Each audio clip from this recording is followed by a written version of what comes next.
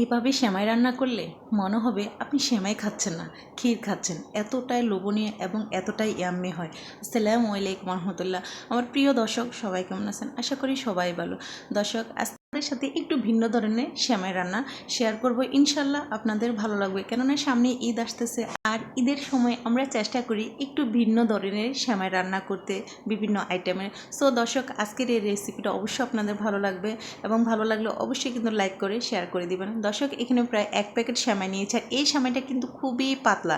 এখন কথা হচ্ছে, এই পাতলা সেমাই যদি আমরা সরাসরি রান্না করি তাহলে কিন্তু একদমই ভালো লাগবে না। যাই হোক, এদিকে সেমাই রান্নার জন্য আমার যে যে জিনিসগুলো লাগবে, দর্শক, এখানে আমি নিয়েছি কাজু বাদাম, পেস্তা বাদাম, আর হলো কিশমিশ, কাঠবাদাম। এখানে 2টো এলাচ নিয়েছি, 2টো তেজপাতা নিয়েছি, আর 2টো দারচিনি নিয়েছি। বাস, মানে 1 প্যাকেট সেমাইয়ের জন্য আমার এতটুকুই যথেষ্ট। দর্শক, এর থেকেও যদি আপনারা বেশি দিতে চান তাও কোনো সমস্যা নেই। এখানে শুধু আমি একটা বাদাম আমি স্কিপ করেছি, যে বাদামটা আমার বাচ্চারা খেতে চান। আপনারা চাইলে এটা দিতে পারেন, যেটা বলে কি চীনা বাদাম।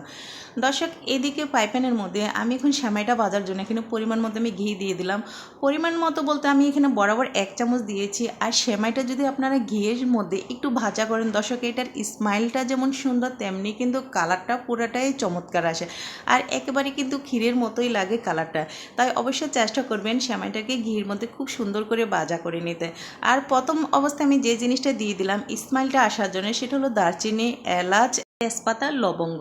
আর এগুলো আমি ঘির মধ্যে খুব সুন্দর করে ভাজা করে নিলাম। ভাজা করার পর এখান থেকে যে স্মাইলটা আসবে, যেটা আমাদের সেমাইয়ের মধ্যে যাবে, এবং এটার কালার এবং স্মেল দুটাই চমৎকার লাগবে। দর্শক, অবশ্যই চেষ্টা করবেন সেমাই দেওয়ার আগে এই জিনিসগুলোকে খুব সুন্দর করে ভাজা করে নিতে। আর ময়দার সেমাই যেটা আমরা বলি, এই সেমাইটা আসলে ভাজা না করলে কিন্তু একদমই ভালো লাগে না। ভাজা ছাড়া এটার কালারটাও সুন্দর আসে না। তাই অবশ্যই চেষ্টা করবেন এটাকে খুব সুন্দর করে কালারিং করে ভেজে নিতে।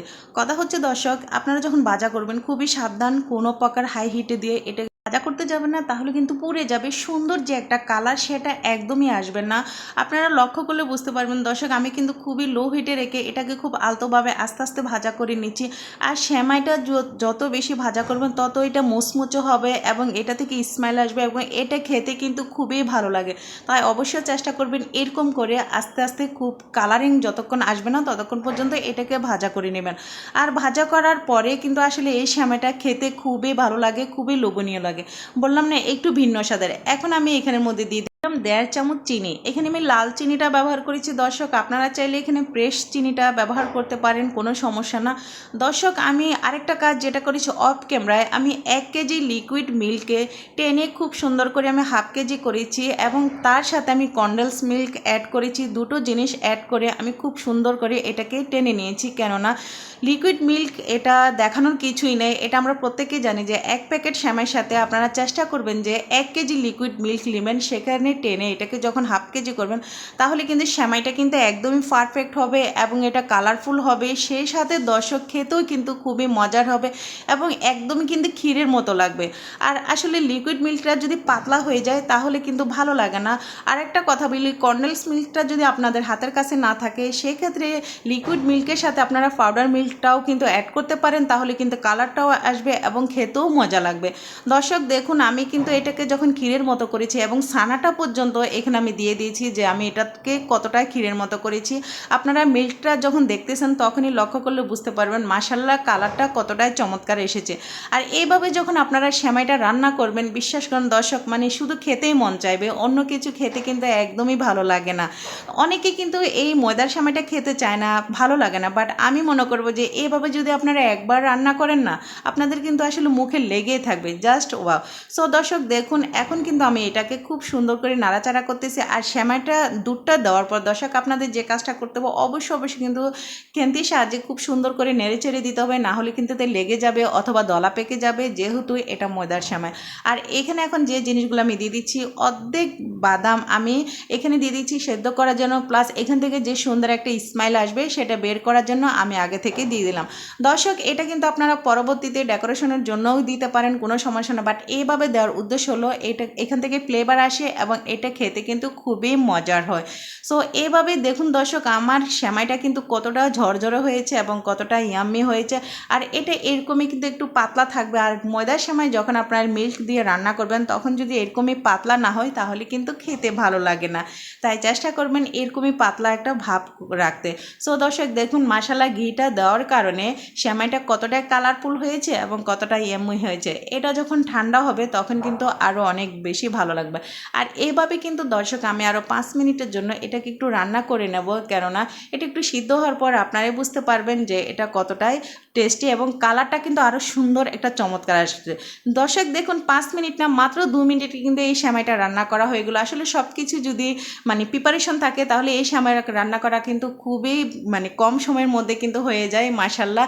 সো দর্শক দেখুন কালারটা কতটাই সুন্দর হয়েছে। আর এইভাবে কিন্তু অল্প সময়ের মধ্যে আপনারাও রান্না করে কিন্তু ঈদটাকে আরও সহজ করে নিতে পারেন। কেন ঈদের সময় কিন্তু আমরা যত ঝটপট মানে রেসিপি আছে সবই করে থাকি, কেননা আমাদের অন্যান্য কাজও থাকে। তো সেই উদ্দেশ্যে আমি মনে করবো যে আমার আজকে সেমাই রেসিপিটা কিন্তু আপনাদের অনেকটাই সময় বেঁচে দেবে যদি এভাবে আপনারা রান্না করেন।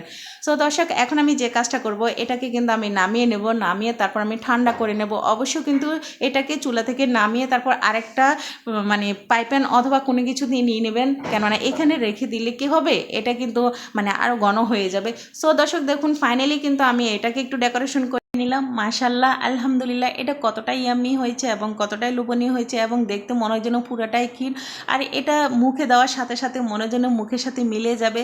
সো এভাবে একবার হলে আপনারা এরকম একটা সেমাই রেসিপি করতে পারেন ইনশাল্লাহ দর্শক আপনাদের কিন্তু খুবই ভালো লাগবে। আর দেখুন এটা কতটা ঝরঝরে হয়েছে এবং কতটা পাতলা হয়েছে। আর এরকম পাতলা যদি সেমাই না হয় তাহলে কিন্তু সেমাই খেতে কিন্তু ভালো লাগে না।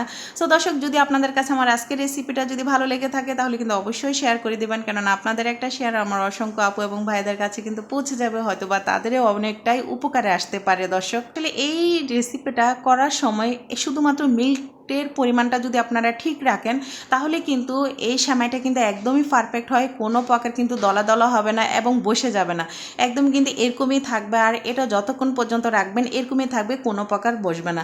দর্শক আজকের মতো আমি এখানে বিদায় নিচ্ছি, সবাই ভালো থাকবেন, সুস্থ থাকবেন, আল্লাহ হাফেজ।